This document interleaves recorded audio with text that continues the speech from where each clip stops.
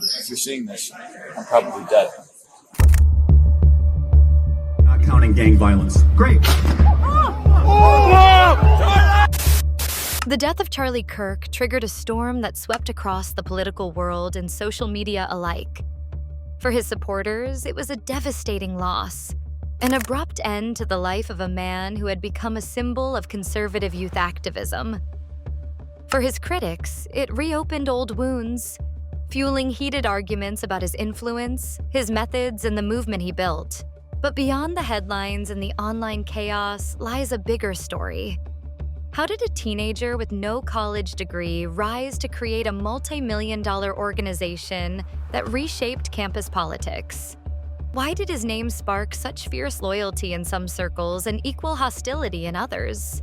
Just one shot straight into Charlie Kirk. And I watched a fountain of blood come out of the side of his neck. And now, with his sudden death, what happens to the empire he left behind? This isn't just the story of Charlie Kirk's rise and fall. It's a closer look at how his death set off a chain reaction of grief, anger, and speculation that still echoes today. Before we start, make sure to hit that like button and don't forget to subscribe to get all the latest updates on celebrities and shocking reveals. Not counting gang violence. Great. Oh my God. Cody, go, run. It was at probably the worst place in campus. Everyone got down. Everyone was so scared. On the morning of September 11th, 2025, Charlie Kirk arrived at Utah Valley University for one of his signature campus events, a setup he often called the Prove Me Wrong table. These appearances had become a staple of his brand, an open invitation for students to sit across from him, challenge his views, and spar with one of the most recognizable faces in conservative youth politics. I have to ask, what laws are you talking about? Can you be specific? I'm sorry, I'm very nervous. For his supporters, it was proof of his commitment to free speech. For his critics, it was just another spectacle meant to stir controversy. But no one expected the chaos that was about to unfold. According to reports, the event had only just begun when shots rang out.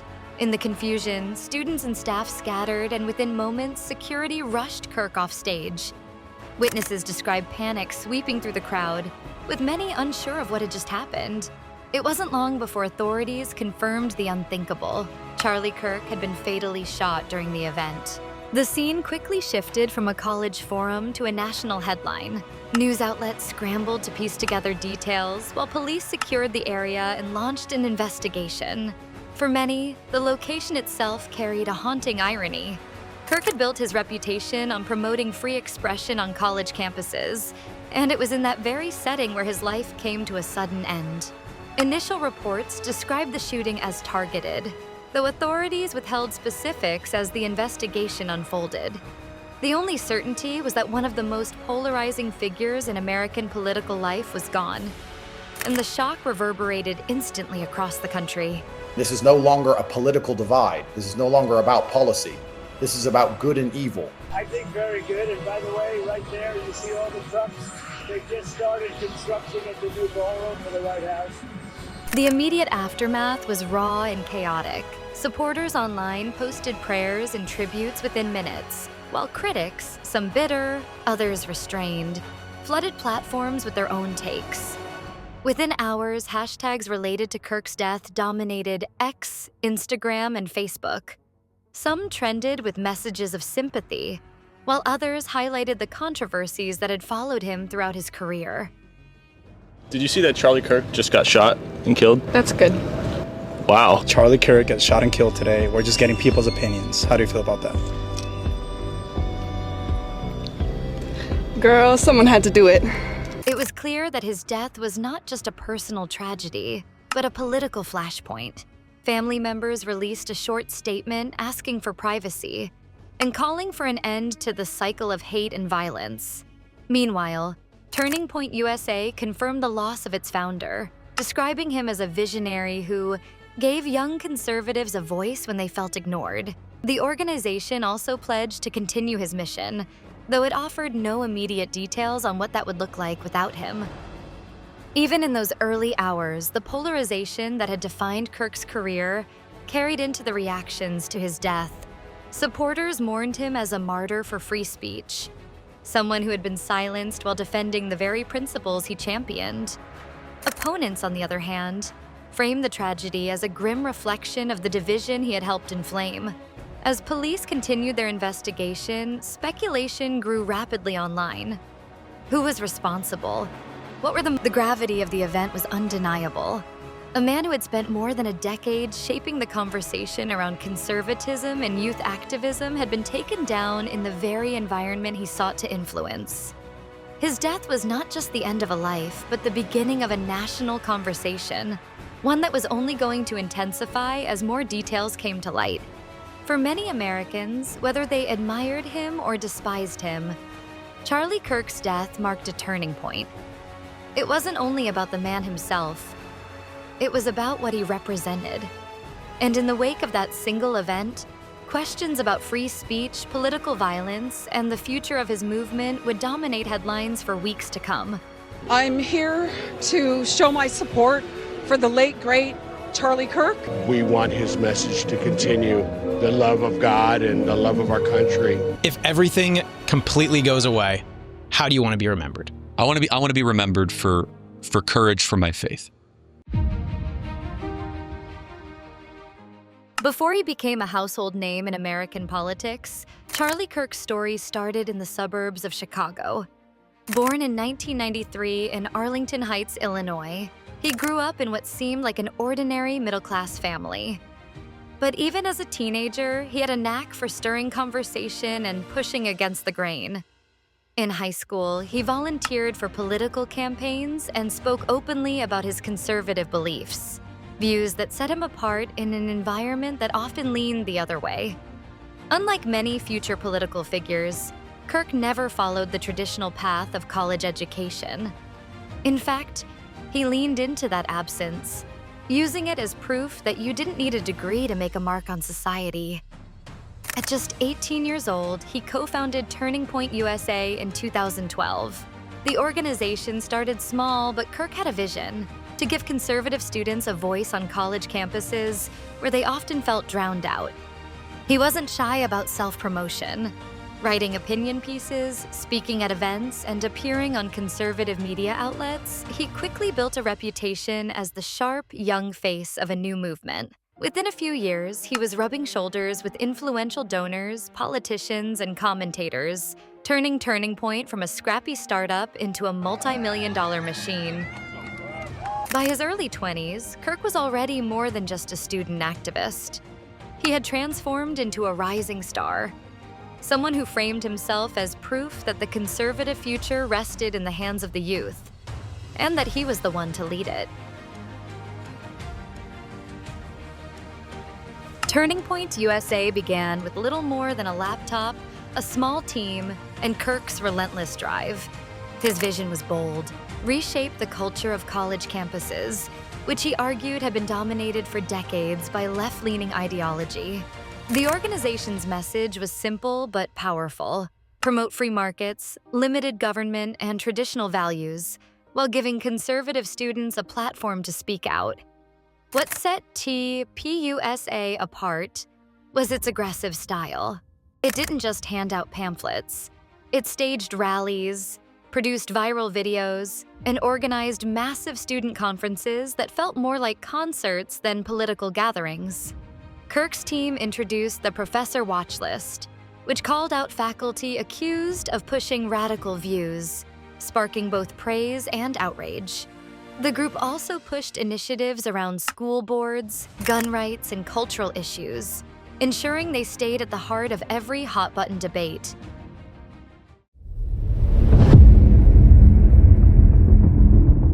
But this is what you do. This is what you do. You take people and you put them under the spotlight and you... Well, hold on. I didn't... As Turning Point USA grew, so did the controversies surrounding both the organization and Charlie Kirk himself. For every student who saw him as a champion of free speech, there were others who accused him of stoking division, bending facts, and turning campuses into battlegrounds. try not to get all pulled up into that, but he was a misogynist. He was a disgusting person with disgusting beliefs. One of the earliest flashpoints came with the Professor Watch List, a public database launched in 2016 that named professors accused of promoting leftist or radical ideas in class. Supporters hailed it as a way to hold educators accountable, but critics blasted it as intimidation, even likening it to blacklisting. Universities pushed back, arguing that it endangered faculty members, while free speech groups warned that it encouraged harassment. Financial scrutiny soon followed. Reports revealed that Kirk's salary from Turning Point had jumped dramatically as the nonprofit's revenues soared and watchdog outlets questioned the group's spending habits. Articles highlighted multi-million-dollar property purchases linked to TPUSA's leadership, raising concerns about transparency. Kirk's defenders countered that growth required resources, Sarah, but to his critics, it looked like profiteering dressed up as activism. Then came the endless stream of controversial statements.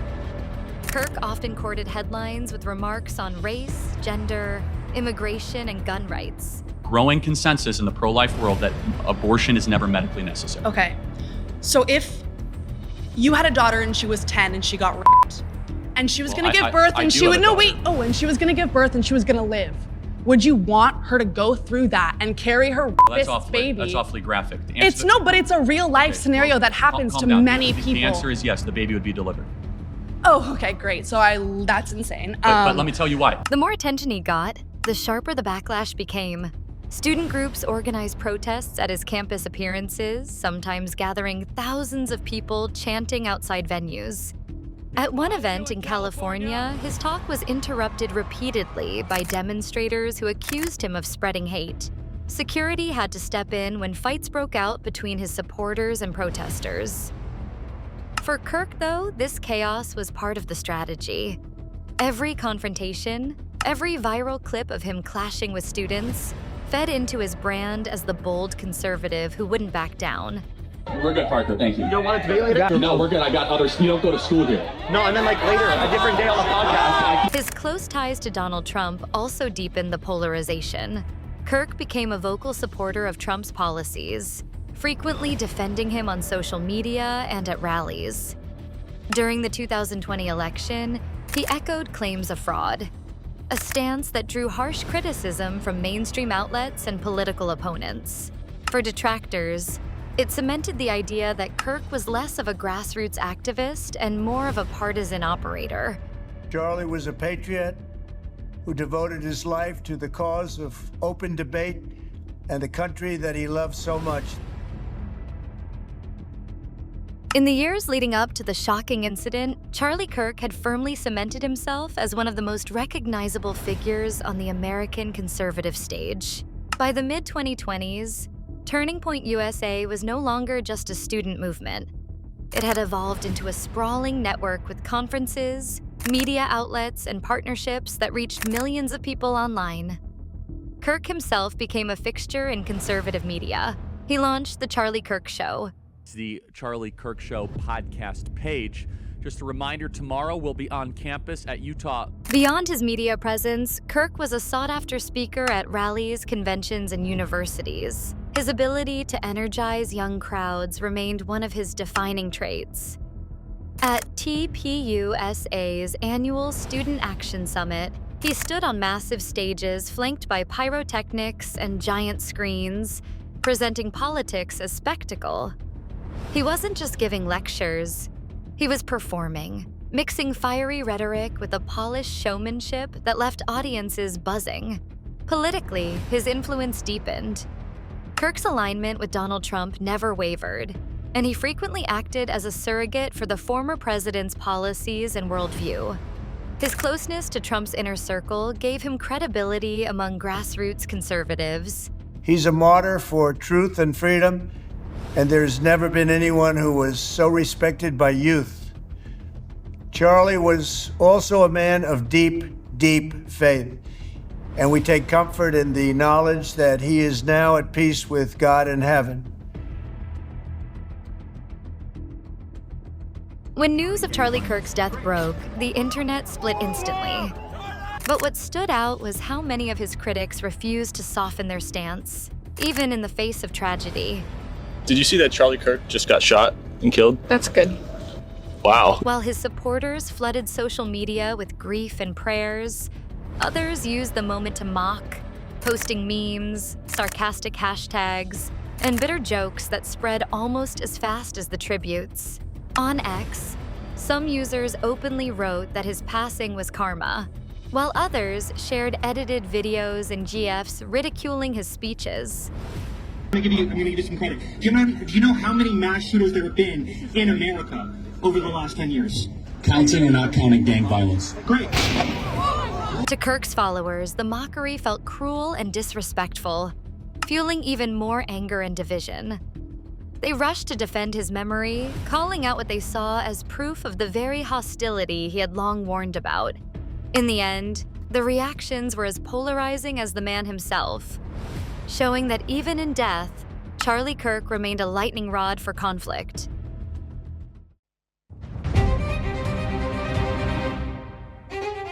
Charlie Kirk's sudden death left behind a legacy that was as complicated as it was powerful.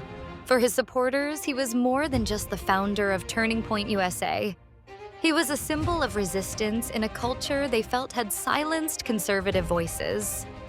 His conferences, podcasts, and fiery speeches gave countless young conservatives the confidence to speak out.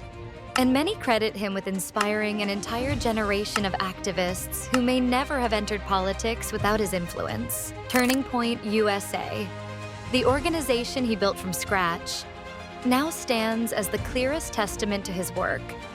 From a tiny startup with almost no funding, it grew into one of the most prominent conservative youth movements in the United States, drawing tens of thousands to its events and cultivating a massive online following.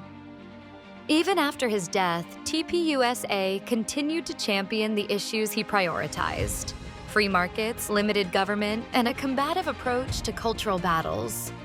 But his critics see another side to that legacy. To them, Kirk didn't just inspire, he inflamed. They argue that his style of politics, built on confrontation and viral outrage, deepened divides and normalized hostility in public discourse. Where supporters saw courage, detractors saw provocation. This tension is ultimately what defines Kirk's impact. He was a figure who demanded attention, whether you agreed with him or not. His passing did not end debates about him. It magnified them. Years from now, his name will likely remain a reference point in discussions about the direction of American politics and the role of media-driven activism. Love him or hate him, Charlie Kirk reshaped the conversation. And that may be the part of his legacy that endures longest. Charlie Kirk's story didn't end with the headlines announcing his death. It continues in the way people argue about him, remember him, and use his name to make sense of America's culture wars. For some, he was a fearless fighter who gave conservatives a voice in spaces where they felt ignored.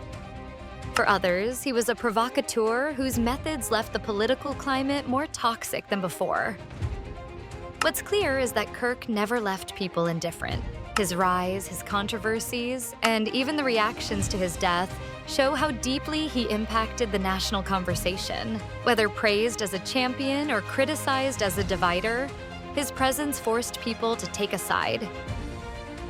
In the end, Charlie Kirk's life and legacy reveal a hard truth about politics today. Influence isn't just measured in policies or victories. It's measured in the emotions you stir and the conversations you leave behind. If everything completely goes away, how do you want to be remembered? I want to be remembered for courage for my faith. That would be the most important thing. Most important thing is my faith in my life. And now we want to hear from you. What do you think about Charlie Kirk's story? Drop your thoughts in the comments. Don't forget to hit the like button, subscribe for more deep dives, and ring the bell so you never miss an update.